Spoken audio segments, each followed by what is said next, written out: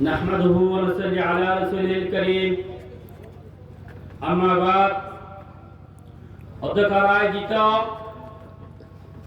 আজকের এই নূরানি রুহানি ঈদ মিলাদুন নবী সাল্লাল্লাহু আলাইহি সাল্লামের সম্মানিত সভাপতি, উপস্থিত উস্তাদ একরাম এবং আমার সামনে উপবিষ্ট আছেন দূর দূরান্ত থেকে আগত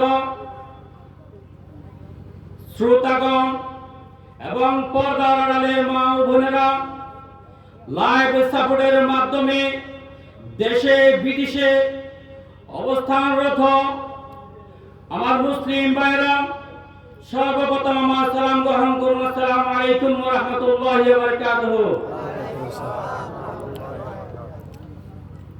আপনারা জানেন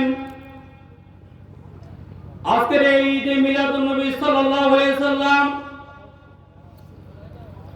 এই অনুষ্ঠান করার জন্য আমাদের অনেক পরিশ্রমের প্রয়োজন হয়েছে।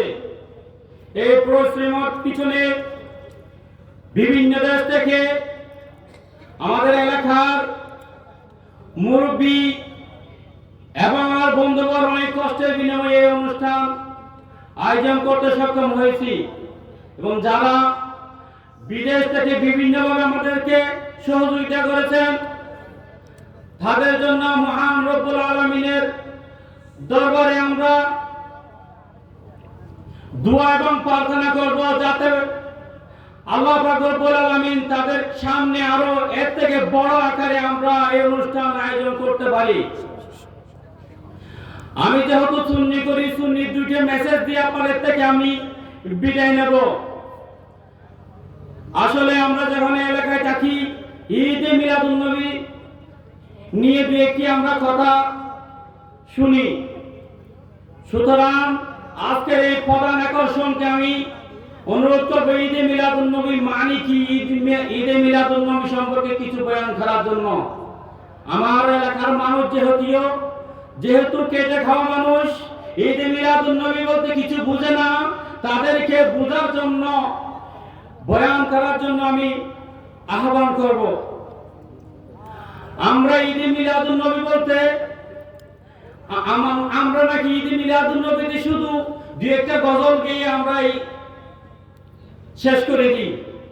ঈদে মিলাদুন নবীতে আমরা প্রকৃতপক্ষে যারা বুঝে, ঈদে মিলাদুন নবীতে আমরা কোরআনের কথা বলি, হাদিসের কথা বলি, ওলিদের কথা বলি, তাই আমরা ঈদে মিলাদুন নবী নাম দিই। যারা শুধু ঈদে মিলাদুন নবী বলতে গিয়ে যদি আমরা ঈদে মিলাদুন নবী করি, ঈদে মিলাদুন নবী আমরা শুধু রাসূলের দিয়ে একটা গজল দিয়ে আমরা শেষ করি না। ঈদে মিলাদ মূলত ঈদে মিলাদুন নবীতে আমরা ঈদে মিলাদুন নবীর কথা বলি, নবীর কথা বলি বলে তাদেরকে জলে পড়ে, এজন্য এরকম তারা কি কথা ছড়ায়। সুতরাং আমরা যার কারণে আমরা এই দুনিয়াতে এসেছি, এই মাহফিল পেয়েছি, সালাম নামে নামকরণ করতে পেরেছি, সেই নবীর শান আমরা গেয়ে যাব। আপনারা আমার সাথে একমত আছেন? ইনশাআল্লাহ আমরা যত বাধা আসুক না কেন এই মাহফিল, এই ঈদে মিলাদুন নবী আমরা করে যাব ইনশাআল্লাহ। নবীর পক্ষে আমরা আছি তো? যত বাধা আসুক না কেন আমরা কখনো ঈদে মিলাদুন নবীর বিরোধিতা করব না। আর যারা ঈদে মিলাদুন নবীর বিরোধিতা করে তারা কখনো প্রকৃত মুসলমান হতে পারে না। আমরা ঈদে মিলাদুন নবীর পক্ষে আছি, নবীর পক্ষে আছি, আমরা ওলিয়াদের পক্ষে আছি, থাকবো যতদিন আমাদের জান থাকবে ততদিন আমরা ঈদে মিলাদুন নবীর পক্ষে গাইব ইনশাআল্লাহ। আর একটা মেসেজ দিতে চাই, আগামী জানুয়ারি হযরত আবু বকর সিদ্দিক রাদিয়াল্লাহু তাআলা মাদ্রাসার বার্ষিক সভা, এটা সুন্নিদের একটি প্রতিষ্ঠান।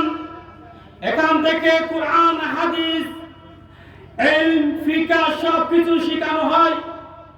সুতরাং এই মাদ্রাসার সহযোগিতার জন্য অত্র এলাকার প্রতিটি মানুষকে আমি মেসেজ দিচ্ছি যে যেভাবে পারে টাকা দিয়ে, পয়সা দিয়ে, কথাবার্তায় বিভিন্ন সহযোগিতা করার জন্য সবাইকে আমি অনুরোধ জানাবো, সর্বশেষ পরি মোহাম্মদ লিয়াকত আলী সাহেব আসতে পারেনি, আমাদের মাঝখানে দুঃখ প্রকাশ করেছেন বিভিন্ন প্রোগ্রামের কারণে।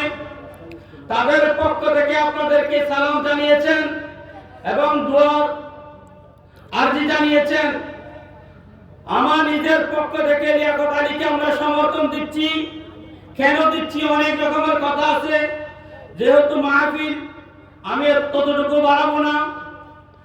আমি বলবো, আমার এলাকার সন্তান, আপনাদের ভাই, আপনাদের বন্ধু, যদি আমরা সংসদে যদি লিয়াকত আলীকে যদি পাঠাইতে পারি, সম্মান আমাদের হবে নাকি লিয়াকত আলীর বেশি হবে? সুতরাং লিয়াকত আলীকে সংসদে পাঠানোর জন্য যেভাবে পরিশ্রম করা লাগে, যেভাবে কাটতে হয়, সেভাবে আমরা পরিশ্রম করে লিয়াকত আলীকে ইনশাআল্লাহ আমরা প্রতিনিধি বানিয়ে সংসদ পর্যন্ত। এবং আপনারা দেখেছেন যুগে যুগে অনেক এমপি মন্ত্রী হয়েছে আমাদের বুড়ে, অনেক চেয়ারম্যান হয়েছে, উপজেলা চেয়ারম্যান হয়েছে। যুগে যুগে আপনি চিন্তা করে একটু দেখবেন, তাদের ঘর বাড়ি, ব্যবসা বাণিজ্য, দালান কুটা এবং তাদের ছেলে সন্তান কিন্তু পরিবর্তন হয়েছে। কিন্তু আপনি এটা চিন্তা করেননি কোনদিন, বাঁশখালীর পূর্ব থেকে পশ্চিম, উত্তর থেকে দক্ষিণ যদি আপনি চিন্তা করে দেখেন, বাঁশখালীর কোন গ্রামে কোন অঞ্চলে রাস্তাঘাট হয়েছে, রাস্তাঘাটের পরিবর্তন হয়েছে। যে বাঁশখালী অবহেলিত ছিল, সেই অবহেলিতই আছে, ঠিক কিনা বেটে? সুতরাং আমরা যোগ্য ব্যক্তি কখনো আমরা বাছাইকৃতভাবে আমরা সংসদে পাঠাতে পারিনি আমাদের।